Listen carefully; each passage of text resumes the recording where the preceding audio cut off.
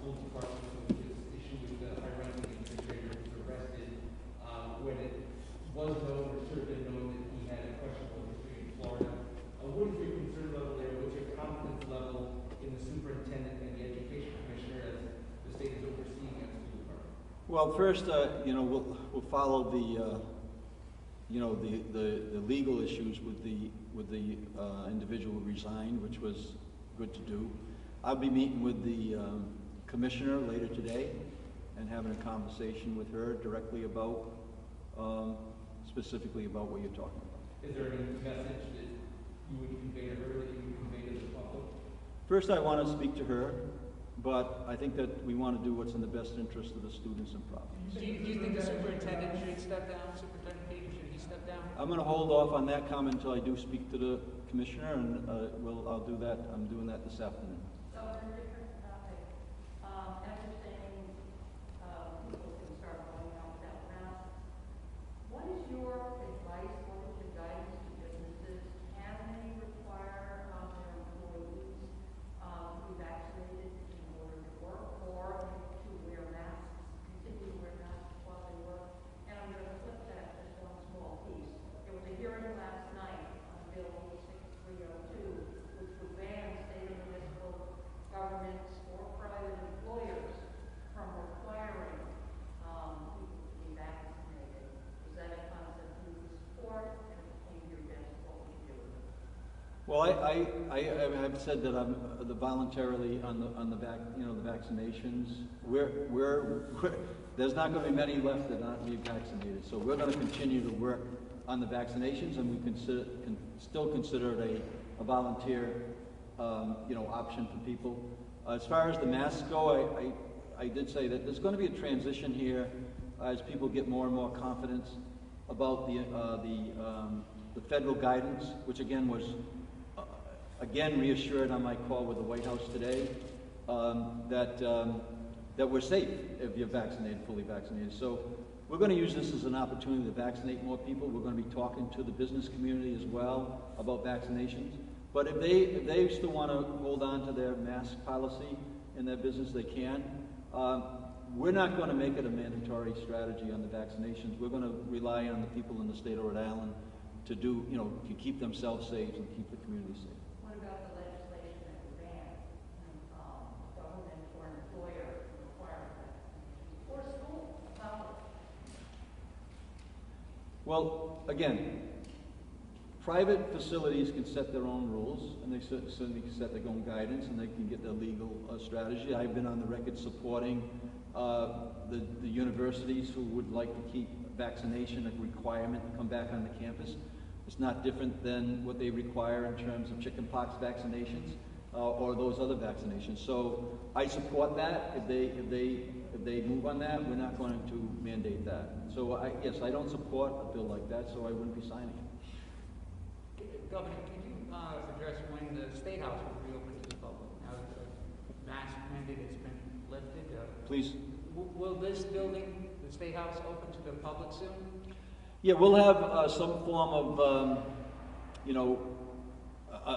we'll have some form of like pre-opening strategies to make sure we ease our way into it. But I'm expecting that's, I'll get some. There is a working committee that met this morning that'll come back with me some advice before the week's out. What's the timetable? When do you expect it to open? Well, I don't think we have a timetable yet, but I do expect to get some guidance from people who are looking to reopen government, the entire government, right? The entire state government. We should be getting some direction on how to do that. Again, that's going to be a process. Many businesses we know are not going to be opening up to September for many reasons, and we're going to make sure that we're careful, but that we're as quick as possible on it. Some states are starting to drop their emergency orders.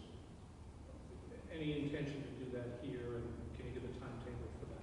Yeah, so it's coming. I know that Massachusetts has set something like June 15th or something like that. It's coming. I don't intend to use the executive orders, but in a way I haven't really, other than renewing some of the executive orders that are currently in place. So it's coming. I just don't know. I can't really tell you the date on that. Governor, in terms of masks in schools, we're getting some questions about that. Are you going to leave it up to district by district, or is it going to be an overall guidance for when kids are back in school now and in the fall? Well, we did vaccinate all our teachers and all related staff, along with the child care, so we expect that that they would be opening up fully. As I've said many times, we're going to provide the guidance, and then local districts are going to determine how they're going to conduct their affairs. What's that guidance? The guidance is we want every student in the classroom in September, and I think that we can provide a real safe path to do that. With or without masks is the question. With or without masks? Correct. Are you going to require masks to be worn by students? So that question was asked of me last week. I want to, I think we'll wait on guidance. Right now, the rule is that they want masks being worn by students, which makes sense because most of our students, 12 to 15, maybe have just got their first shot. It's going to take another 20, 22 or more days, so this year is going to be past us. But September, the goal is to have everybody back in the classroom safely. So if CDC says safely is no mask, we're going to support that. If they say they want masks, we're going to support that.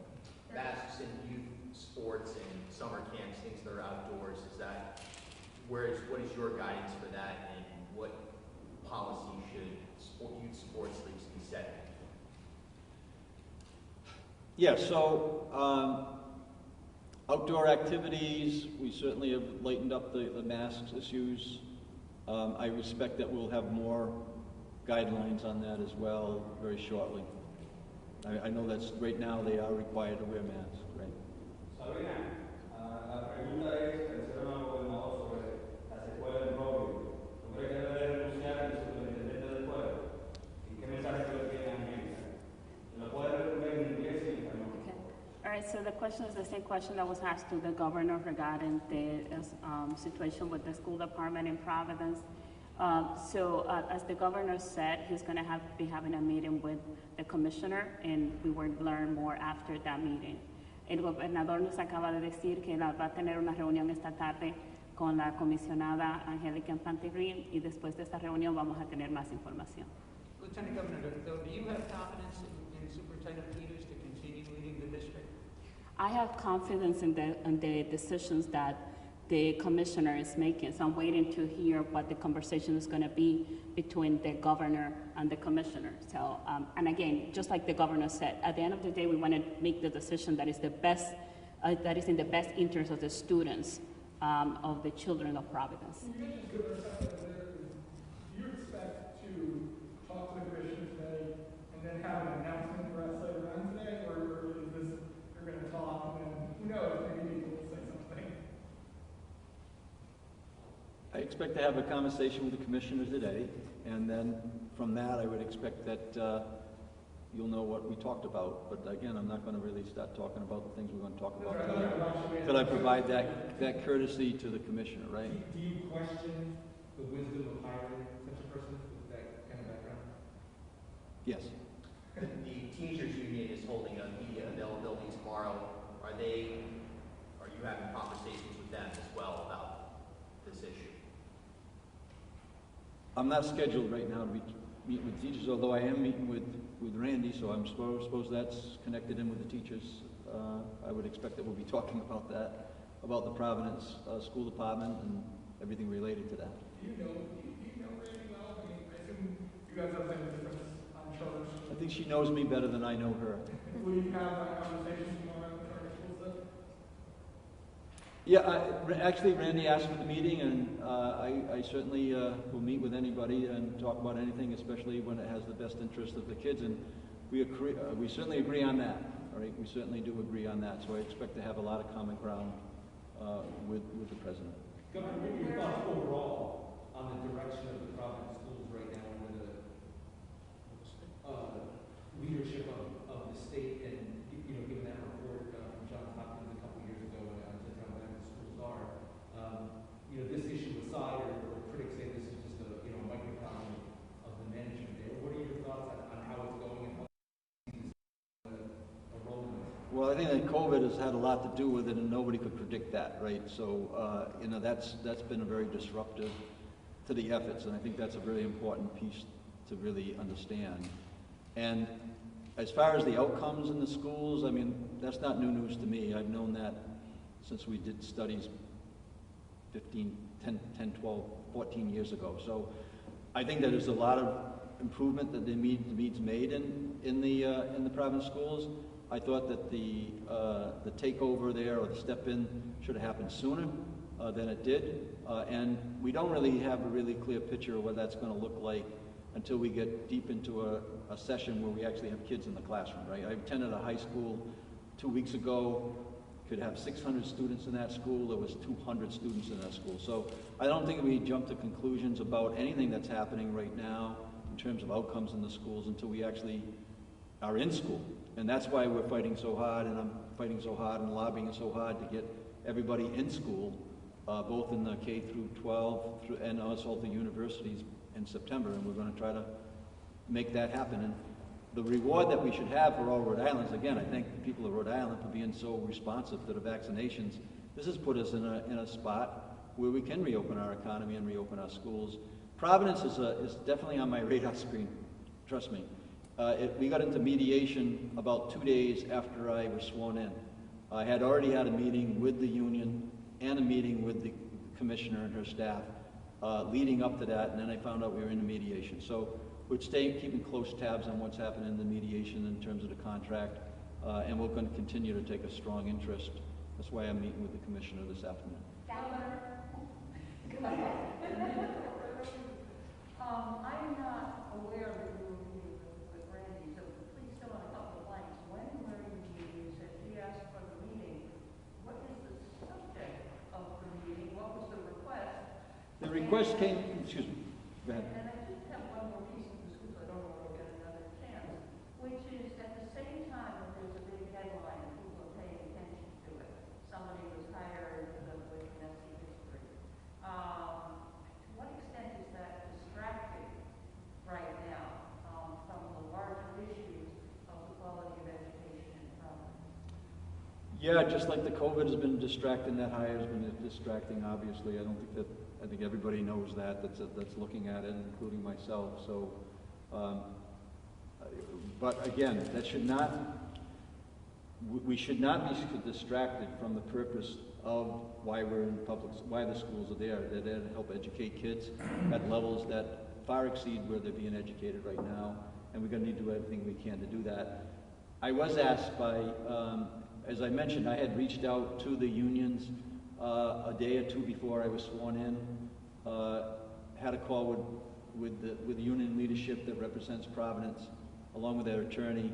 So we built, and then also I got back to both Frank Flynn and Bob Walsh during the time frame when we were making the decision to vaccinate teachers.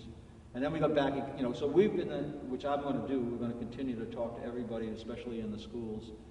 So I was approached by Frank at the Rhode Island College event, right, with the event there a week ago, and he said that he had been asked by Randy to meet with me, and I said, fine.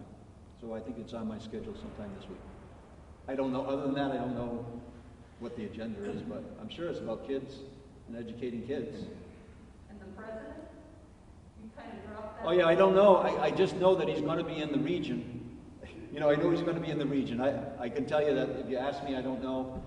And if I did know, I think you'd have to shoot me. I think to get to get the information out with all the security that goes on. Please. Have you met President Biden before? I have.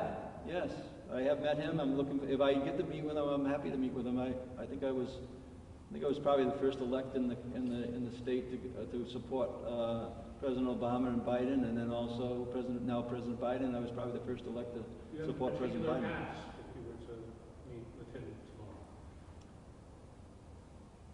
Well, I haven't thought about that, but I think it's about Rhode Island, obviously, to make sure that we're investing in Rhode Island, the infrastructure issues that we want to maximize. Certainly is a thank you to the president in terms of the vaccination rollout. It's extraordinary that we've got to that 200 million shot in the country, and Rhode Island's benefited from that in its first 100 days.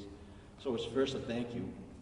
And then second it is talk about Rhode Island in terms of what we can expect and the support that we would get from the administration. I think that he's really helping Rhode Island considerably with his position he's taken on clean air, wind, renewables. Rhode Island happens to be that state that's positioned pretty strongly, very strongly, to take advantage of that. So Governor, you don't know for sure these flying into Quonset? No, I don't know. I don't know. Can you foresee your... But I hear the area, which I'm excited about. Governor, Sorry, go Can ahead. you foresee earmarking funds to counter violence, be it gun violence or the kind of violence we've been seeing in the last few days? You think that's a good idea? Do you think you could do it? Yes, yes to both. I think we can do it, and I think it is a good idea. And we're looking at, if you're talking about, first of all, structure in the budget, in our budgets, both locally and statewide, makes sense. I thought that Senator Reed was really strong yesterday with what he was talking about in terms of federal support, so we would certainly look at that as an option. But we shouldn't be wasting any time. But I tell you, the one thing in that area is the people who are firing guns on the streets and killing people need to be held accountable. That's our number one priority in this entire exchange over the last week. And I think that you're seeing some action in terms of arrests being made. Long term, yes, let's invest in the areas that can make sure that that conduct is curbed, and everybody knows education and earning a living and good guidance and mentoring and mental health issues and all those things we should be investing in, and I think that we have the ability to do that. Would you commit to? Governor, Commit to using what, federal dollars towards that? Or state dollars? Yes. Governor, since you mentioned the environment, if we switch the focus to the economics, right now, the Transportation and Climate Initiative, otherwise known as TCI, is there an economic time bomb aimed strictly and straightly at the Rhode Island consumer? You're looking at potentially a 17-cent per gallon tax being passed on to the consumer. Other states' governors have started to back away from that, including Connecticut and Vermont. What is the status of TCI in Rhode Island right now, and are you going to rethink it given the economic cost to struggling Rhode Islanders, particularly since it's such a regressive tax? So it'd be news to me if Connecticut backed off on that. I don't believe they have. Connecticut? Yes. Connecticut and Vermont have signaled in their own state addresses that they have perhaps second thoughts. You're saying they backed off on the TCI, the Connecticut? Yeah, they I don't believe that's true. I was talking to Governor Lamont a week ago with Governor Baker, and we're getting the information that we need. That was a MOU that was signed by Governor Raimondo in late December. We're going through all the procedures to make sure we fully understand it. Clearly, I believe that clean air is important, otherwise I wouldn't have signed the bill a few weeks ago. And I think that we are positioned in a real strong way. We're looking at other areas that could fund the objectives of the Clean Air Act, which the TCI actually contributes to. So we'll have more information about that. But I can tell you that, I'll just say on this, we all spend money on every electric bill, every gas bill, and an energy efficiency fund. It's $150 million. I believe we should be looking at that with a clean sheet of paper in terms of our objectives, so that we are, sharing these costs without sharing the idea of clean air without actually going into anybody else's pocket at any time. And I think you can do that. Governor, in regards to vaccinations in schools, you said private facilities can decide. Is that in regards to public schools as well, colleges, universities? Are you leaving it up to all colleges and universities to decide whether students should get vaccinated? Yes, all colleges and universities, but my understanding is that they're going to, across the board, at least the discussions I'm in right now, they're going to require that to get to attend class on campus. Just like they do with all the vaccinations. It makes common sense to me. I'm supporting that, their move to actually do that. We're not going to mandate it. Governor, could I get your thoughts on the report today that Rhode Island's GDP grew by 3.5% in the first quarter, but that lags New England, which is up at 6.4%. Why are we so far behind? What can you do about it? Well, I'm not sure of the figures, so I haven't seen that report yet, Ed, but I can tell you that we're planning on a large increase on our GDP based on presentations I've received. We want to take full advantage of the potential to grow as high as 7% over the next year. That's where the 2030 plan that we're involved in right now is to talk specifically about not only our short-term needs or the important things on the short-term basis, which is an economic recovery, and related areas that have been discussed already here, including investing in our young people and in terms of preventative strategies on some of the violence that's going on, but also beyond that in terms of the education. So I think that we're positioned fairly well right now with reopening the economy. I think you saw that in terms of the revenue reports that came in last week that show that we're somewhere around 320 million or more ahead of what we projected. I know that our sales tax revenue is increased significantly. We've enjoyed more sales tax on car sales, I believe, that I was told last week, than we have had historically. So we're gonna recover, and we're gonna rebound very, very quickly, and we're gonna do better, I believe, because of where we're positioned. Just an example, today, which I said there would be music in Newport this summer, they opened up the sales for the jazz and the folk festival today at 11 o'clock. They were sold out by 11:30. The hotels that are in South County in that area, the report I'm getting that they're booked from Memorial Day to Labor Day. So all signs are headed there. We just got to make sure we provide the path to get people who are on unemployment back employed, so that the hours that need to be covered by these businesses are covered. And at the same time, we've sent a lot of money to Washington. I made a check out yesterday for both my state and my federal for taxes, and so we sent a lot of money to Washington. So the money that's coming back on the unemployment benefit is our money. So it is being put to good use.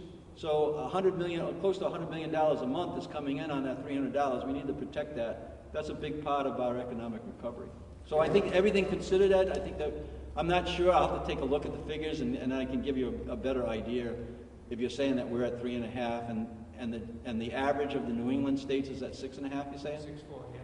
All the other states are averaging at that? New England as a whole, it's 6.4. 6.4 on the median. Drawing on each of your experiences, a 15-second elevator pitch on how we solve violence in Providence. 20 seconds? I know, like, Give me... right, we need more than that, but...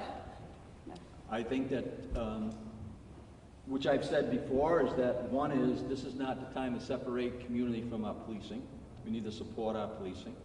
And I've said that over and over again. That's why I support keeping the SROs in our schools. This is not the time to separate our community from the very people that we're looking towards to solve the problem, right? So that's the first step, is that you need to have, it's been a tough year and a half to be a public safety officer or a police officer anywhere in the country. Rhode Island is positioned where it has really strong police networks that are ready to respond. So I think that if I could give the elevator pitch, that's where I would go. I met with the executive board yesterday of the Police Chiefs Association, the Rhode Island Police Chiefs Association, and we talked about that and many other things. So yeah, being proactive, bringing the community together in every way you can, and including our policing in that solution, and making sure that we, obviously we hold police officers accountable who don't behave well, but at the same point in time, we need to embrace that community policing, as my good friend John Pottington taught me. There you go. What I would add to that is that the problem doesn't happen just because what we see at the end. It comes from the long term. The education, the options that we have available for the young kids in Providence to do activities after school. The problem is bigger than just the violence that we see at the end. It's just compounded with everything else that had happened for years. So we have to address the problems that have been happening for years in Providence. Lo que le estaba agregando a lo que dijo el gobernador es que el problema no es solamente la violencia, lo que vemos al final, El problema es parte de lo que está pasando por muchos años. ¿Qué está pasando con la calidad de la educación en Providence? ¿Qué está pasando con las actividades que tenemos disponibles para los jóvenes después de las escuelas?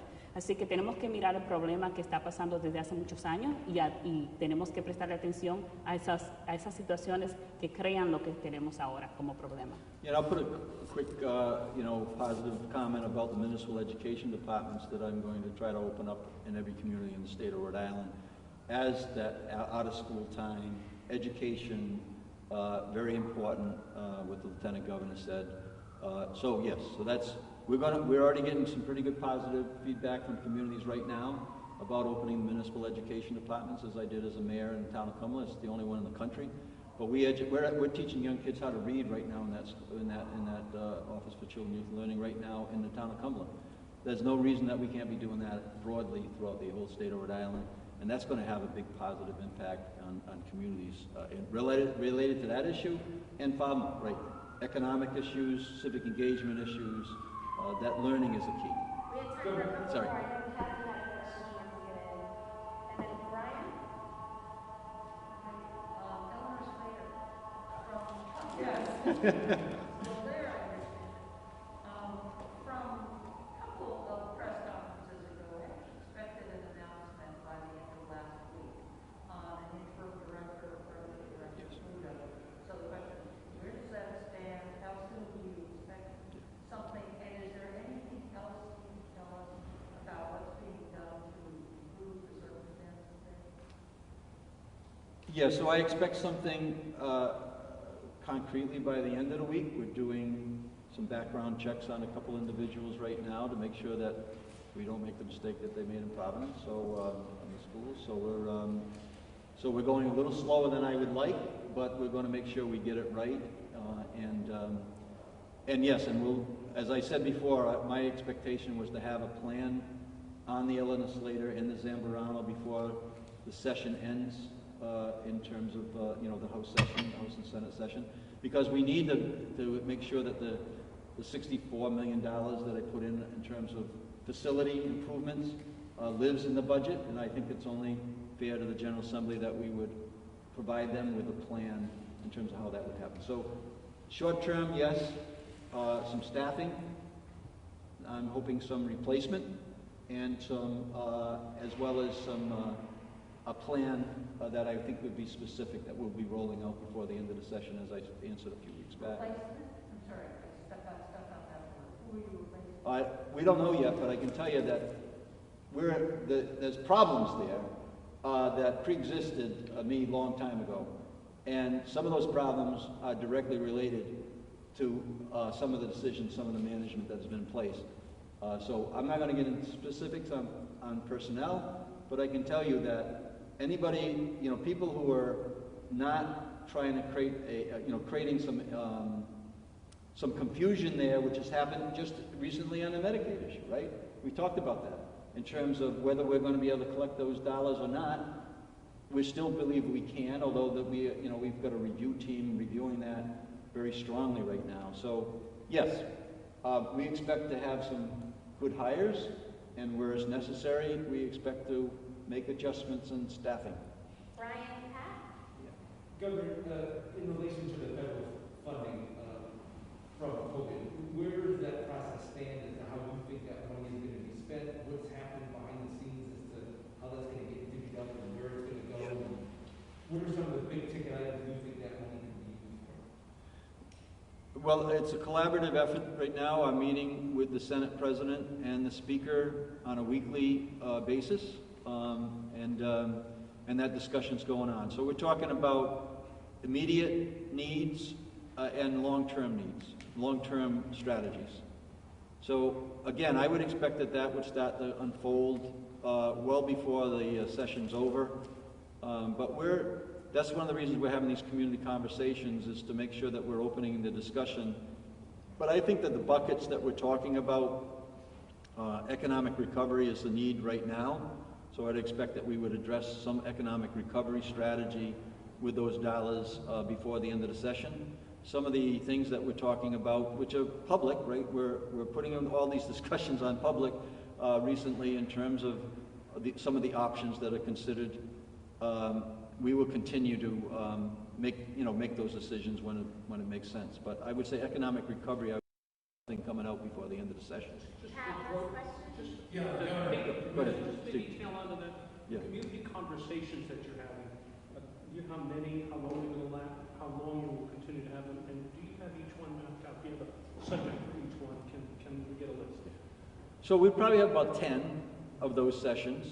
This week it's higher education. I know that on the list, I know that tourism's coming. Healthcare is clearly there, especially in terms of the, what we're facing. There's no secret that we've got some really important decisions to make on mergers and other things like that in healthcare.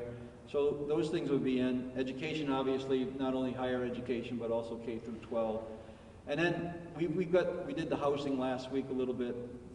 So we're going to take suggestions in. We're opening that up. People are given, we had several questions that were asked last week where we didn't have as big of an audience this week. So about 10, I would say another 8 of these type of things.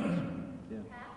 Governor, a bunch of business leaders voiced displeasure yesterday over proposed legislation calling for tax hikes on high-income earners. I was just wondering what your thoughts were about that. Yeah, so that was a budget issue. I dismissed that this year. I don't think it's time to have tax increases anywhere. So that, I agreed. That was, when we did the budget, remember, I had a very short time frame. We had a $300 million hole when I got the budget. There was a 9-cent tax increase that was in there for potentially for a gasoline tax hike, right? Just as a reminder. There was potentially taxing higher income. There was other areas that I felt as though we dismissed, and then we came out, I believe, with a pretty good balanced budget, and especially in the face of the fact that there's a little bit more revenue than we thought was balanced when I gave it. So I don't see a need to raise taxes right now. Yeah, I mean, especially with the PPP, the complaints about the PPP and the taxing on that, so I guess that would sort of fall into the same area. I think it is. Again, I always want to remind people that on the PPP, we did protect 90% of the small businesses in the state of Rhode Island on the PPP, on the threshold we set. But it was a budget issue, right? You had to balance a budget. So if you included anything that was $100 million or more, you'd have to offset it with either an income stream or an expense reduction, right? So. You started looking at the as possibly helping with this. Is that sort of what you're alluding to? Please? With the money that's coming, I'm sort of thinking that, hey, we can basically solve this or offset it somehow. I mean, does that factor into the way The guidelines on the money that's coming in, the new money, that 1.1 billion or whatever it is still not completely established. In fact, it's less flexible than we anticipated. But we'll have more details on that. And that is the General Assembly a budgetary issue, right? They've got to determine. I'm comfortable with the budget that we submitted. Governor, Rhode Islanders are extraordinarily frustrated with the, if you will, the Zoomification of Rhode Island government. With schools back in full session, the mask mandate being dropped, is it time finally now, perhaps this week, for Rhode Island to reopen the State House, reopen legislation sessions to in-person public input, and of course, reopen town halls and school boards? Well, you can't do everything by Zoom alone. I agree with that, and the time is coming, and we're in discussions, and particularly on the municipal level, where we're hearing that the flexibility is good, but I think that people are ready to get back in person, and there's an advantage to that. So I'm just not ready to give a time frame at the moment, but I do agree that it's better to be in person than being on Zoom on public meetings. All right. Thank you so much, guys. Ms. Governor, Good. Ms. Lieutenant Governor. Are we all set? The subject of the law enforcement officers' Bill of Rights come up in your conversation yesterday with the police chief? Yes. My position is that I think that we amend, we improve, we protect the officers that should be protected, and we hold officers accountable for behavior that they shouldn't be, they shouldn't be conducting themselves You that way. welcome changes to the Yes. stance. Yes. And I think that the chief of police, they're open to that as well. I think it's a great moment right now in terms, that's why I was saying earlier, this is not the time to distance ourselves in terms of the community and the policing.